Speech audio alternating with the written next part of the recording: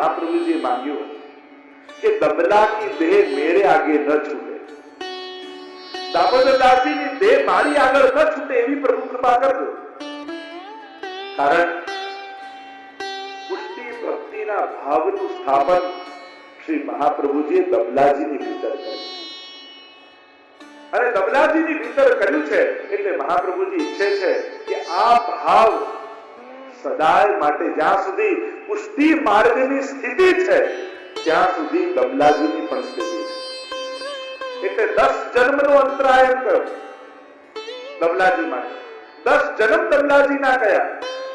કારણ કે જ્યાં સુધી 500 વર્ષ એમ કહેવાય કે પુષ્ટિ માર્ગની સ્થિતિ, એટલે જ્યાં સુધી પુષ્ટિ માર્ગ છે ત્યાં સુધી દબલાજી પણ આ માર્ગમાં છે. કોઈ વ્યક્તિ તરીકે નહીં પણ અનેક વૈષ્ણવમાં પ્રભુ કરતા પણ મહાપ્રભુ વિશેષ છે એ ભાવ રૂપે દબલાજી આજે પણ અનેક દેવીજીઓના હૃદયમાં આજે પણ વિદ્યમાન પ્રગટ સ્વરૂપે વિરાજમાન. આ ભાવ દબલા છે. કયો ભાવ? કે જગન્નાથજી કરતા પણ મારા વલ્લભ મારા માટે વિશેષ.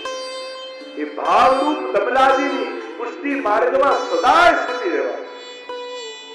આમ જ્યારે કહ્યું 3 વાર પાડ્યું તો કહ્યું આવું કેમ કહ્યું? દબલાજીની સ્થિતિ કેમ કહી? કારણ કે પુષ્ટિનો ભાવ દબલાજીના હૃદયમાં સ્થાપિત ના થયો. પ્રશ્ન કર્યો તો કે ગુસાઈજીના હૃદયમાં કેમ સ્થાપિત ન કર્યો અને દબલાજીના હૃદયમાં સ્થાપિત કર્યો? જો ગુસાઈજીના હૃદયમાં સ્થાપિત કરી દીધો હોત તો વલ્લભપુરમાં એમને આ માર્ગની સ્થિતિ રહે. પણ ગુસાઈજીના હૃદયમાં સ્થિત ન કરતા દબલાજીના હૃદયમાં કેમ સ્થાપિત કર્યો?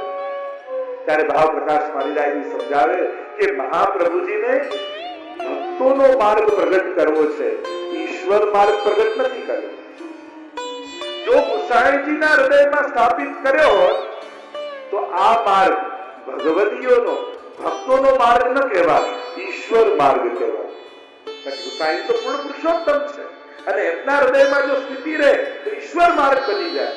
પણ મહાપ્રભુજી ગુસાઈજીના હૃદયમાં સ્થાપિત ન કરતા દબલાજીના હૃદયમાં સ્થાપિત કરી અને ભક્તિનો માર્ગ બનાવ્યો, ભક્તોનો માર્ગ બનાવ્યો. અને એટલા માટે સ્વયં ગુસાઈજી પણ માર્ગની સ્થિતિ જાણવા, માર્ગના ગ્રંથોનું રસ જાણવા, ભાવ જાણવા માટે દબલાજી પાસે જઈ છે. અરે શ્રાદ્ધ કરાવીને કહ્યું મારી દક્ષિણા લાવ. તો કે દક્ષિણામાં આપણે શું જોઈએ છે? તો કહ્યું કે મને મહાપ્રભુજીના ગ્રંથોનું દાન. અને ત્યારે 1.5 શ્લોક સિદ્ધાંત રહસ્યનો શ્રી દબલાજીએ ગુસાઈજીને શીખવા. અને આ 1.5 શ્લોક એ સમગ્ર પુષ્ટિ સિદ્ધાંતના સાર રૂપ છે. આ 1.5 શ્લોકનો વિસ્તાર જ સર્વ ગ્રંથો છે. એટલે આ 1.5 શ્લોક શીખવાડી શ્રી દબલાજીએ ગુસાઈજીના હૃદયમાં મહાપ્રભુજીના સર્વ ગ્રંથોનું સ્થાપન કરી દીધું છે. આમ ભાવ પ્રકાશમાં દબલાજીના માર્ગની વિશેષતા બતાવી. વાર્તા પ્રસંગ 3. એક વાર દબલાજી અને મહાશ્રી ગુસાઈજી બિરાજ્યા છે અને દબલાજીને જોઈ ગુસાઈજીના મનમાં સહજ પ્રશ્ન જાગ્યો ને કહ્યો, દબલાજી આપ શ્રી વલ્લભને શું કરીને જાણો છો? અને જ્યારે દબલાજી એટલે કહ્યું કે આ દુનિયામાં સૌથી મોટા પુરુષોત્તમ કોઈ હોય તો એ જગન્નાથજી, સૌથી મોટા ઈશ્વર જગન્નાથજી.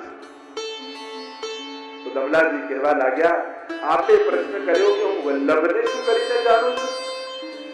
અને ત્યારે દબલાજી સામે પ્રશ્ન કરતા કહ્યું અને કહ્યું કે હું તો મહાપ્રભુજીને જગન્નાથજી કરતા પણ વિશેષ કરીને જાણું છું, મોટા કરીને જાણું છું. મારા મને પ્રભુ કરતા પણ મહાપ્રભુ મોટા. સહજમાં જિજ્ઞાસા થઈ ગુસાઈજીને. અને ગુસાઈજીએ કહ્યું કે દબલાજી આપ સર્વથી મોટા પ્રભુને કહો છો તો શ્રી વલ્લભને એમનાથી પણ મોટા કેમ કહો છો તમે? ત્યારે દબલાજી સામે પ્રશ્ન કરતા કહ્યું, બતાવો બાબા, દાન બળો કે દાતા? મોટું કોણ, દાન કે દાતા?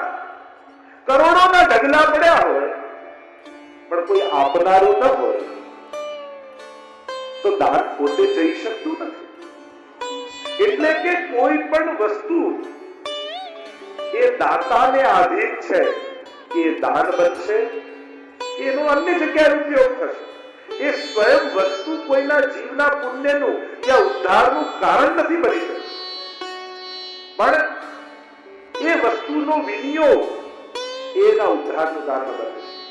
અને એટલા માટે શ્રીનાથજી બાવા એ દાન છે અને શ્રી મહાપ્રભુજી એ દાતા છે. અને એટલા માટે દાન કરતા હંમેશા દાતા મોટો હોય છે, કારણ કે દાતા એને જ્યારે આપવા માંગે ત્યારે એને આપી શકે છે, પણ દાન પોતે જઈ શકતું નથી. એમ પ્રભુ પોતે કોઈ જીવ પર કૃપા કરવા માટે સ્વતંત્ર જઈ શકતા નથી, એના સુધી પહોંચી શકતા નથી. જ્યાં સુધી શ્રી વલ્લભ રૂપ દાતા એ શ્રીજીને પધરાવે નહીં ત્યાં સુધી એ સ્વયં ન જઈ શકે. એટલા માટે મારા મને તો શ્રીનાથજી કરતા પણ મહાપ્રભુજી મોટા છે. શ્રીજી પ્રભુ છે અને વલ્લભ મહાપ્રભુ છે, કારણ કે ઠાકોરજીનું દાન શ્રી મહાપ્રભુજી સર્વને કરે છે. અહીંયા ભક્તિ માર્ગી જીવ સ્વતંત્ર કેવળ ભક્ત ન થાય, એમ ગોપાલદાસજી કહે છે. અહીંયા સ્વતંત્ર ભક્તિ નથી, અહીંયા તો કૃપા દ્વારા ભક્તિની પ્રાપ્તિ થાય. અહીંયા તો ભાવનું દાન શ્રી વલ્લભ કરે છે, અહીંયા તો પ્રભુનું દાન શ્રી વલ્લભ કરે છે. અહીંયા સ્વતંત્ર પ્રભુ કૃપા કરતા નથી, પણ મહાપ્રભુજીની કૃપાથી પ્રભુ કૃપા કરે છે. અને એટલા માટે મારા મને દાન કરતા દાતા મોટા છે. અને એટલા માટે વલ્લભને અધિક કરીને જાણું છું. આવો એ દમલાજીનો ભાવ છે. અને એટલા માટે દમલાજી સમસ્ત પુષ્ટિ જીવો માટે વંદનીય છે, કારણ કે દમલાજી અને પ્રભુ મહાપ્રભુજીમાં, કારણ કે દમલાજીના રોમ રોમમાં શ્રી મહાપ્રભુજી વિદ્યમાન. અને એટલા માટે એકવાર કુંભદાસજી ગોવિંદદાસ શ્રી ગુસાઈજીની સાથે હસી ખેલ કરી રહ્યા છે, હસી મજાક ચાલી રહ્યો છે. એટલામાં દમલાજી ત્યાં પધાર્યા. જોયું તો ગુસાઈજી સર્વની સાથે હસી ખેલ કરે છે. ત્યારે દમલાજી ત્યાં પધાર્યા અને આટલું બોલ્યા કે બાબા ये मार्ग ताप क्लेश को है, हंसी खेल को नहीं. अरे જ્યારે ગુસાઈજી મૌન થઈ ગયા, દમલાજી ત્યાંથી પધાર્યા ત્યારે ગુસાઈજી બહુ પ્રસન્ન થયા અને કહ્યું કે દમલાજી બહુ કૃપા કરી કે મને આમ કરીને ટોક્યા. કારણ દમલાજી એ કેવલ કોઈ વ્યક્તિ નથી, દમલાજીના રોમ રોમમાં શ્રી મહાપ્રભુજી વિરાજમાન. અને ગુસાઈજી અહીંયા પોતે કહે છે કે આ શબ્દો દમલાજીએ નથી કહ્યા, પણ એમના હૃદયમાં વિરાજી સ્વયં મહાપ્રભુજીએ બને ગયા. કારણ કે એક ક્ષણ માટે પણ દમલાજીને શ્રી વલ્લભનું વિસ્મરણ થતું. સખંડ અખંડ અને સતત શ્રી વલ્લભનો વાસ દમલાજીના હૃદયમાં છે.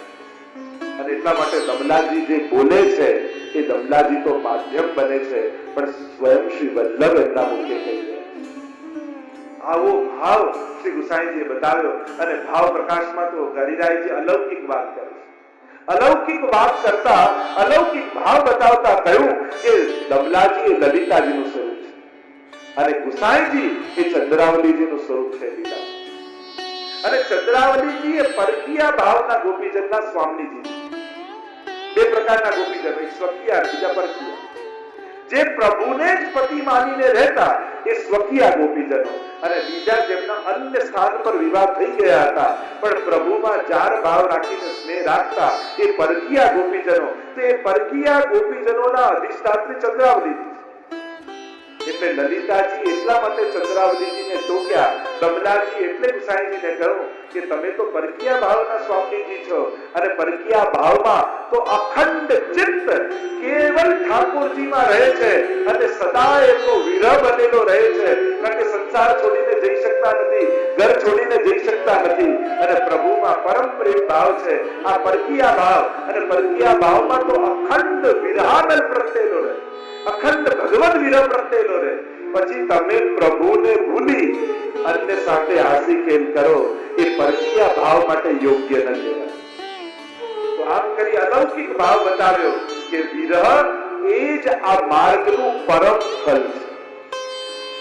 પરમ ફલ આ માર્ગનું વિરહ છે. અને જો વિરહ રૂપી સંપત્તિ જો હૃદયમાં નથી તો એ ભક્ત નિષ્કંચન છે, ગરીબ.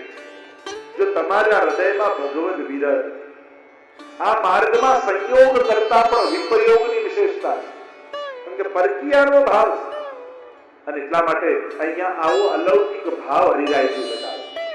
અને બીજો ભાવ એ બતાવ્યો કે ગુસાઈજી એમ માને છે કે દમલાજી નથી, પણ મહાપ્રભુજી એની અંદર બિરાજે છે. અને એટલા માટે જ ગુસાઈજી દામોદર દાસજીને પોતાના ચરણસ્પર્શ કરવા ન દેતા. ચરણસ્પર્શ તમે મારા ચરણસ્પર્શ કરો એ મારા માટે યોગ્ય નથી. આપ તો મહાપ્રભુજીના સેવક છો. આવો ભાવ રાખી ગુસાઈજી દમલાજીનો આદર રાખે. અને દમલાજી પણ આધી ગાદી દાબીને બિરાજે. કારણ દમલાજી પણ ગુસાઈજીને મહાપ્રભુજીના પુત્ર જાણે, એટલે અડધી ગાદી દાબીને બિરાજે. બીજા પણ ભાવ બતાવે. આમ આવો લલિતાજીનો ભાવ દમલાજીનો છે, એટલે ગુસાઈજી દમલાજીમાં પણ સાક્ષાત વલ્લભને જુએ. અને એવો ભાવ બતાવ્યો કે જેમ દરિયાનું પાણી હોય, સીધું પીઓ તો ખારું લાગે, પણ એ જ્યારે વરાળ બનીને આકાશમાં વાદળ બને અને વાદળ બનીને વરસે ત્યારે પરમ મધુરું લાગે. એમ સીધા મહાપ્રભુજી નો આસ્વાદ કરવા જઈએ. આપ તો લીલાના સાગર છો, કદાચ અમે આપનો આસ્વાદ ન કરી શકીએ, પણ એ જ વલ્લભ જ્યારે દમલાજી રૂપે વરસે છે ત્યારે વધારે મીઠા લાગે.